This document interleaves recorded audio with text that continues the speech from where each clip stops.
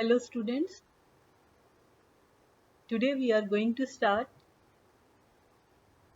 Civics chapter 2nd Federalism.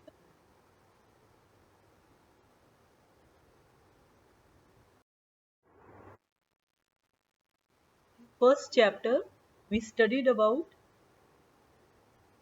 the ethnic composition of Belgium and Sri Lanka. Then we studied about the changes introduced in Belgium.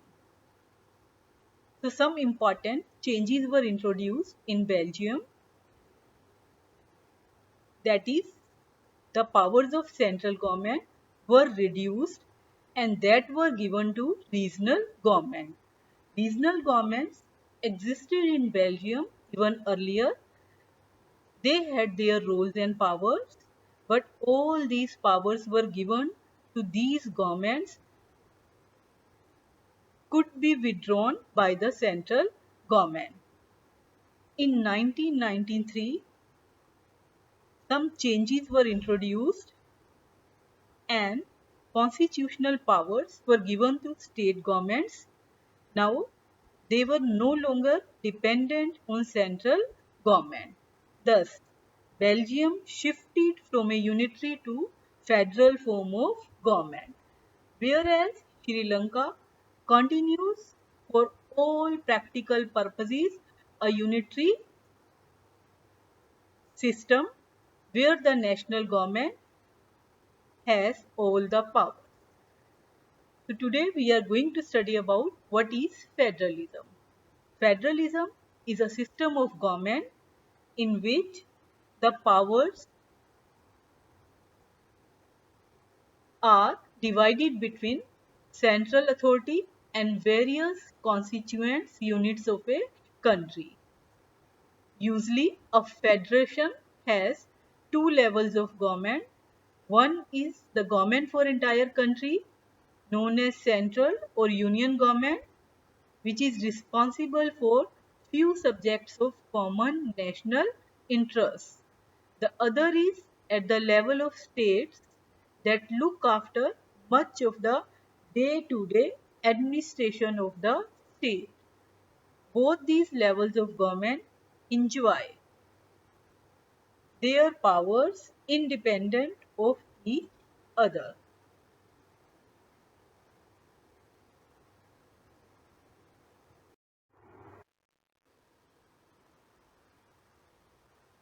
So it is clearly federal system is different from unitary government. In unitary government, there is only one level of government. If other levels of government exist, they are just subordinates to central government. The central government can pass orders to provincial or local government. Whereas in federal system, there are two or more levels of government, but central government cannot pass orders to state government. State government has powers of its own for which it is not answerable to central government. Both these governments are separately answerable to the people.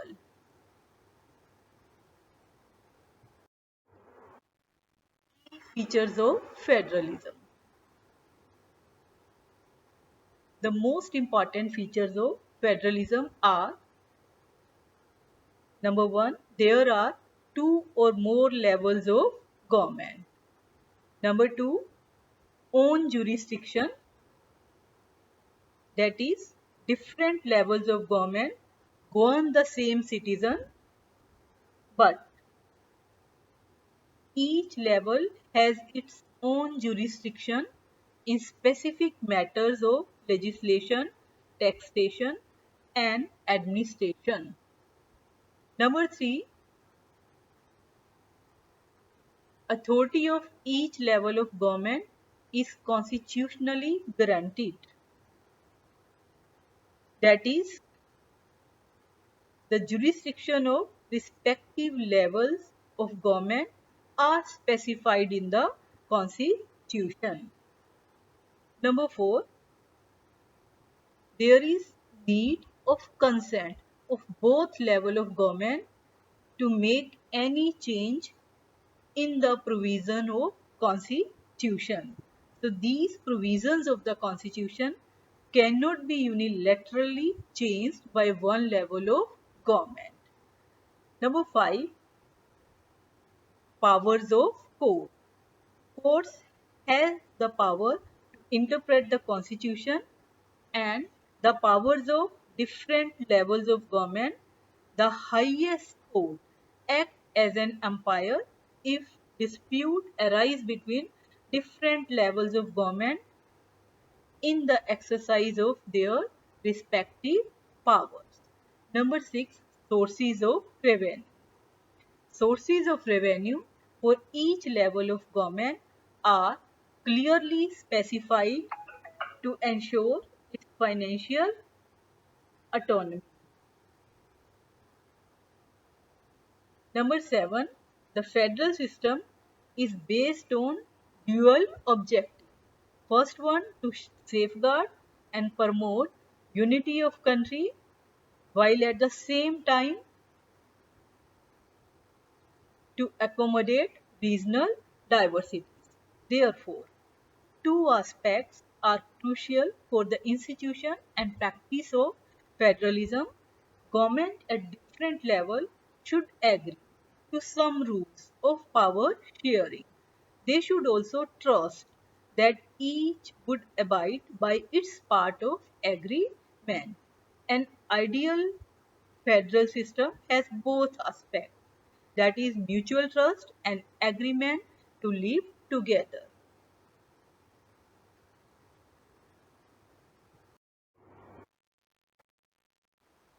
There are two kinds of routes through which federations has been formed. First one is known as coming together federation.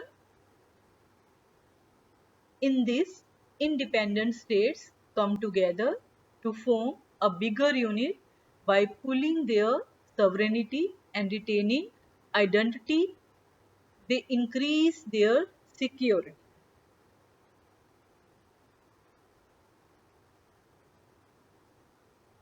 This type of coming together federation includes the USA, Switzerland, and Australia. In this category, all the states have equal powers. Second is holding together federation. In this, a large country decides to divide its power between the states and national government. India, Spain, and Belgium are examples of this kind of holding together federation. In this type of federation, the central government tends to be more powerful than states. Very often, different units of the federation have unequal powers. Some units are granted special powers also.